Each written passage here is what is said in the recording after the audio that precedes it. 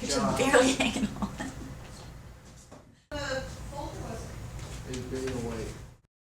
Over the 14 years you've been coming here, I don't think the problems have really changed that much, you know, in my opinion. The teenagers are still facing many of the same things, or most of the same family issues and problems than they were 20 years ago. Because some of them feel like what's happening to them, it maybe is only happening to them, or they don't want to talk about it, or is this, because they're young, so they don't, and a lot of things are kept maybe secret in their home. You know, they don't want to talk about it, or they only talk to their friends. Yes. So when you come out and you present this as an adult and all these different characters, it really, to them, it's like, wow, this is, other people are dealing with this. It's not only me, I'm not going crazy.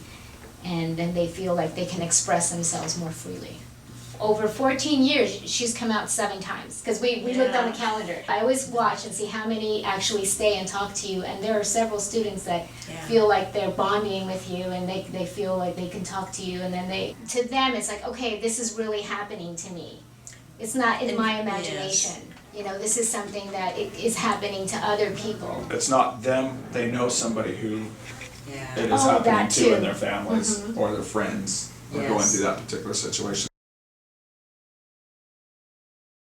What I do is create that, exactly what you're talking about for them, is that person they know isn't going to judge them, appreciates that they have feelings and they have problems and they have overwhelming, you know, situations, and that they need to know they're not alone, number one.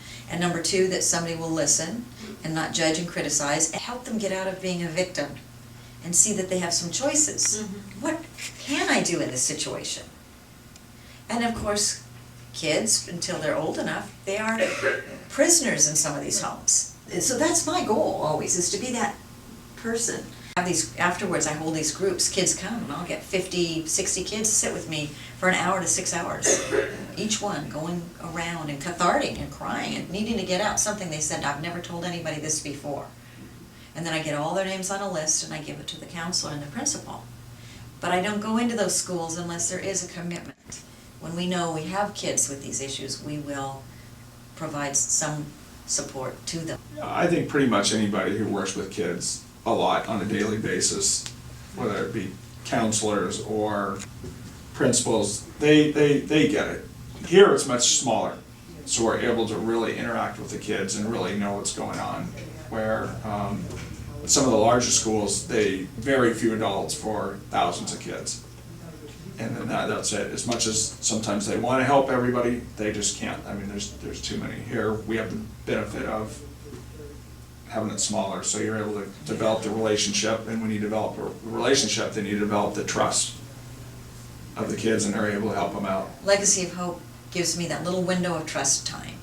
The emotions are so real that I think the kids do trust me, where that one day they're willing to say, hey, this lady gets me, I'll talk to her. Absolutely, I think that's the biggest thing. Nothing else matters until those kids know that the teachers care. Everything else will fall into place after. You know, I spent many years as a coach. You can be tough, you can be hard, but they need to know that you care. And good things happen, you know, extraordinary things happen at that point when they know that we care about them personally. And then we do, it's tough love though. We are strict with them. We teach them about discipline and respect and no cussing and respecting others and yourself, but we also give them that love and the attention that they need. It's wonderful. Their I really mother do and the think father. it's great. Well, it's funny what the kids think. Every senior before they graduate in May has to go through a senior exit interview. Interesting. And so there's a panel made up of like school personnel, district personnel, community members, you know, local business people. And the students ask a series of questions. One of the questions is, what did you like best, or what do you think was most meaningful about being at the school? And for the last 6 years, every kid, I would say 99% of the kids, it's a staff care. When you come out, you plant the seed. That was funny, I was thinking that myself. That's what we do, we plant seeds. Yeah, you never know down the road. Yeah. You know, some kid comes back 15 years later and says, well, you said this or that to me. You don't even remember it. You may not even remember the kid. But know? they'll remember. But Isn't that it was amazing? important enough for them to have enough of an impact. And that's what, And I was talking to a young man about this yesterday, about breaking the cycle. The cycle can't continue in a lot of families. Somebody has to break it somewhere. Somebody has to stop it. You know, this particular young man is living with grandma. His mom's in jail. He's been in and out of jail. He's not, you know, the dad's doesn't want anything to do with the kid. You know, his great grandpa and grandma are his big role models as well, are dying of cancer. And so there's a million things going on. And he's acting out with good reason, because anybody probably would. But, you know, he understands, you know, something has to change. He doesn't want it to be that way for him. He wants his dad, you know, he wants to be involved when he has kids down the road, you know, not be a deadbeat dad, you know, or, you know, have a mom at home that'll help his own kids out. And so that cycle, until that can be broken, it's just going to keep going and going and going in families. And I think that's really a key piece of the puzzle. And, okay, so now let's also talk about the disease of alcoholism and drug addiction, and how, you know, how it's impacted, you know, what has happened to them and what's happened to you. So you can realize that drinking and doing drugs is not going to be the solution to how you feel, because you see where it takes you. And a parent, a lot of alcoholic or drug addicted, you know, dads can disappear out of the picture, and they are not capable of showing love. Family disease of alcoholism and drug addiction, and how it's impacting how they feel, and they can let that go. You aren't the problem. I mean, that part of it, you know, you didn't cause.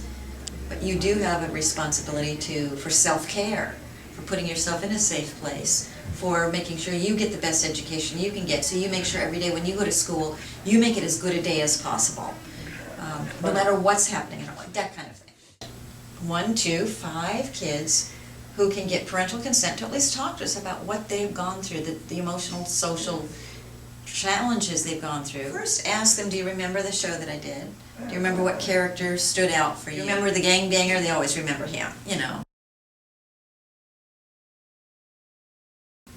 Everything we've talked about here is really important. and encourage other schools, other parents, decision makers at the funding level to help people plant seeds that we need to continue to create environments like you have created here. So I would maybe put that on that little sheet. Okay. You know what I'm saying? Yes, So I when do. I